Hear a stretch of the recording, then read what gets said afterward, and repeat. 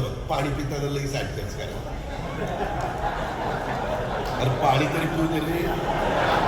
पाणीच पितोय, दुसरं काय पित नाही.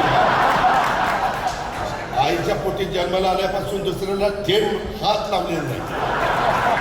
एवढा एकच नेता आहे. छत्रपतीला अडचण असताना तुम्ही आमच्यावर विश्वास जसा एकेकाळी आपला सोमेश्वर सहकारी साखर कारखाना अडचणीत होता. मी तिथं आमच्या सोमनाथ होटलच्याच कार्यालयामध्ये मेळावा घेतला होता आणि तिथं काय सांगायचं ते सांगितलं होतं. त्यांनी माझ्यावर विश्वास ठेवला. मी विश्वासाला तडा जाऊन गेलो नाही. मी ज्यावेळेस ठरवतो ना मनापासून, त्यावेळेस मग माझं सर्वस्व पाण्याला लावतो. मी काय हायगाईच करत नाही.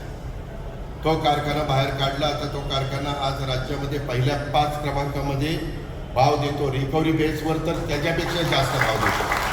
इथं त्याचा चेअरमन बसला पुरुषोत्तम दादा, त्याला विचार. राजवर्धन बसला, त्याला विचार. म्हणजे संस्था अशा चालवायच्या असतात.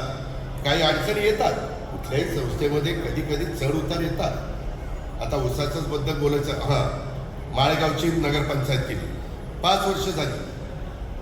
दरवर्षी माळेगावला ग्रामपंचायतीला किती, माळेगावचं ग्रामपंचायतीचं कोणी सरपंच होतं का इथलं? दीपक, किती पैसे मिळायचे दरवर्षी? अरे ग्रामपंचायत असताना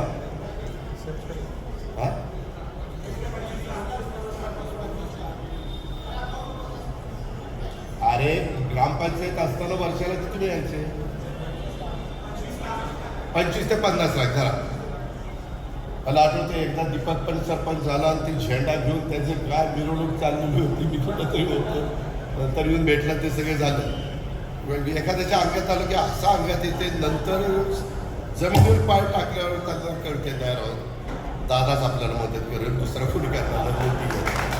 पण जोपर्यंत अंगात संचारलेला असतं तोपर्यंत दादा गेला, खालाला गेला, याला उडा, असं ते चाललेलं असतं. ठीक आहे, त्यांचा अधिकाऱ्याने संविधानाने दिलेला. तर त्यामध्ये मी आत्ता त्याला विचारा, नगरपंचायत केली, कुठल्याही सहकार्याला विचारा. 5 वर्षामध्ये बाबासाहेब 350 कोटी रुपये दिले. 350 कोटी. आप्पासाहेब कशाला म्हणतात 350 कोटी? आले होते माळेगावला कधी? पोलीस स्टेशन वेगळं, डिवायडर वगैरे केलेले रस्ते 4 पदरी वेगळे, हे पैसे त्याच्यात नाही आहेत, बरोबर ना? ते वेगळं रे. क्रीडा संकुल आपल्याला तमामाला दिले, खातं त्याच्यावरती देणारच ना. म्हणजे हे सगळं आपण करतोय का? ITIला पण दिले, बरोबर, ITIला पण दिले. तिथं पण मी लक्ष घातलेलं आहे. परवाच आम्ही कॅबिनेटमध्ये निर्णय घेतलेला, ते ITI पण फार सुंदर करणार आहे, तुम्ही काळजीच करू नका. अशा पद्धतीनं 350 कोटी माळेगावच्या ग्रामपंचायत अस्तित्वात आल्यापासून आत्तापर्यंत, ग्रामपंचायत असेपर्यंत झाले, मिळाले नसतील एवढे पैसे दिले 5 वर्षात. तरी त्याच्यात 1 वर्ष माझं करोनाचं गेलं. कारण करोनाच्या काळात तुम्हाला माहिती आहे की उत्पन्न, मला पगार करणंच अवघड झालेलं होतं. मी क्लास 1 क्लास 2चे पगार काही काळ थांबवले होते. नंतर परिस्थिती सुधारल्यावर आपण दिले.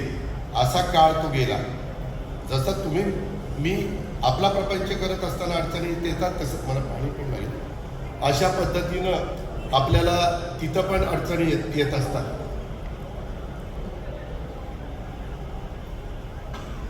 बघ पाणी पिताना लगेच ॲडजस्ट करा. अरे पाणी तरी पिऊ दे रे. पाणीच पितोय, दुसरं काय पित नाही. आईच्या पोटी जन्माला आल्यापासून दुसऱ्याला थेट हात लावलेला नाही. एवढा एकच नेता आहे. तर आज दुसरेही असतील, ते बाकीचे म्हणतील बघा गणणार काही असतील, पण मेजॉरिटी नाही आहे. तर सांगायचं तात्पर्य की ह्या सगळ्या पद्धतीनं आपण काम करतोय बाबांनो. आता 11व्यांदा 7,20,00,000 कोटीचा अर्थसंकल्प सादर केला. मग मी बापूंनाही सकाळीच सांगितलं, ते म्हणाले इकडं येऊ नका, मला माळेगावच्या बद्दल बोलायचं आहे. आपण नंतर तुमचा चेअरमन व्हाईस चेअरमन झाल्यावर सत्कार घेऊ.